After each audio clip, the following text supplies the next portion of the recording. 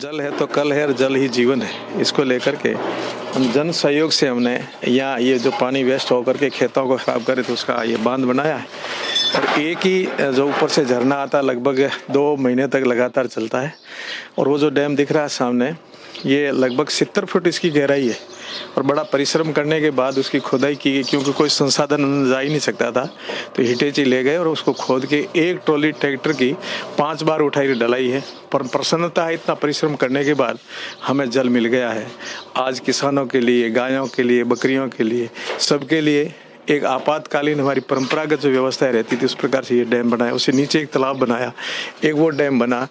एक ही नाले को हमने, एक ही झरने को 3 जगह रोका और उसके बाद में अब इधर है। रेगिस्तान की तुलसी खेजड़ी के अलावा कोई वृक्ष नहीं है, पानी के संसाधन नहीं है, सरकार ना सोच पाई, कंपनीज नहीं सोच पाई। एक महंत पूजा पाठ से, मंदिर सेवा से उठकर ये सारी चीजें जो है इतने लेवल पे आप कैसे कर पाए? क्या विजन रहा, कब ये सोच आई आप? क्योंकि ये तो हमारी ऋषियों की और हमारे शास्त्रों की सबसे पहले यही देन है कि हमारे पंच तत्व है, उनसे जुड़े रहेंगे तो प्रकृति ठीक रहेगी और हम जीवन भी हमारा ठीक रहेगा।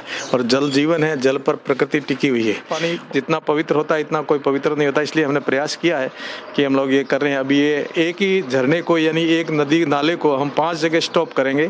तो 3 उधर ऊपर हो गए, चौथा ये है और 5वां निकल करके आगे जो बना हुआ उसमें जाएगा। तो ये पूरा एरिया आप डेवलप कर रहे हैं, इसके लिए फंड्स और ये सारी चीजें? नहीं, यहाँ ये तो जन सहयोग से हुआ है। और ये मुझे बड़ी प्रसन्नता है कि जल जीवन मिशन के अंतर्गत हमारे जो जल शक्ति मंत्री जी है गजेंद्र सिंह जी, उनसे हमने सहयोग लिया है और ये काम हो रहा है। मुझे आशा और विश्वास है कि अच्छा काम होगा और यहाँ ये लोग देख करके प्रेरणा भी लेंगे जी। बहुत ही इंस्पायरिंग जगह आप देख सकते हैं। बाड़मेर में अनएक्सपेक्टेड है कि ऐसी चीजें संभव है, पर करके दिखाई है। इसका मतलब ये है कि असंभव कुछ भी नहीं है, अगर चाह हो वहां रहा है। आप देख रहे हैं पूरा एरिया डेवलप हो रहा है। रेगिस्तान के बीचों बीच दूर दराज किलोमीटर्स में वाटर सैंक्शंस बनाए गए हैं, डैम्स क्रिएट किए गए हैं, पॉन्ड्स क्रिएट किए गए हैं। दृश्य पहाड़, रेत का पहाड़ और पत्थर का पहाड़ दोनों का संगम देखिए कितना सुंदर है वो सामने वाला। और यहाँ देखिए जो हमारे शमी कहते हैं, जिनको यहाँ की तुलसी कहते हैं, उसके कितने सघन पेड़ है। सामने वाला जो पहाड़ दिख रहा है वो हमारा ऐतिहासिक जो नगरी है, जूना पतरासर जिसको कहते हैं, जूना का पहाड़ है। और बिल्कुल सुदूर एक भूरी भूरी पहाड़ी दिख रही है, वो बाड़मेर की सूजेसर है। और ये रानी गाँव का, तो जब वर्षा ऋतु होती है तो यहाँ से बहुत सुंदर दिखता है। हम पीछे क्यों जाएं प्रदेश, उस भाव से यदि अपने यहाँ इतनी प्रकृति अच्छी है, वातावरण अच्छा है, जलवायु अच्छा है, तो यहाँ ही रह करके अपने जीवन को स्वस्थ रखने के लिए हम प्रयास करेंगे। और मूलतः हमारा यहाँ ये गोमरख धाम बहुत सिद्ध परंपरा का है और तपोभूमि है। महाराज गोम ऋषि की और जैतपुर जी महाराज यहाँ हमारे तारातरा मठ के संस्थापक मैन जी ने तपस्या की थी।